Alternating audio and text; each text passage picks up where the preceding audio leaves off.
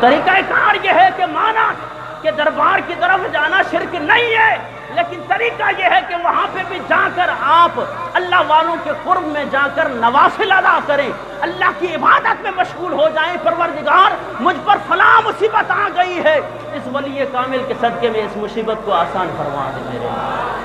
یا یہ ہے کہ جناب والا درباروں پہ چلے گئے، وہاں پہ جا کر دھمال ڈالی دی ہماری، میں فلاں مصیبت میں گرفتار ہوں، مجھ پر فلاں پیر صاحب فلاں تکلیف آ گئی ہے، وہ پیر صاحب تیرے لیے کیا کرے؟ پیر صاحب بھی آج جناب والا 2 نمبر پیر بیٹھے۔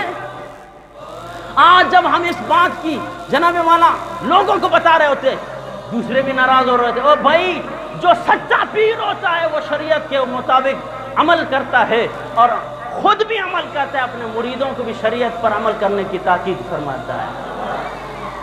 اور اسی لیے مومن وہ ہوتا ہے کہ السائعون الراکعون الساجدون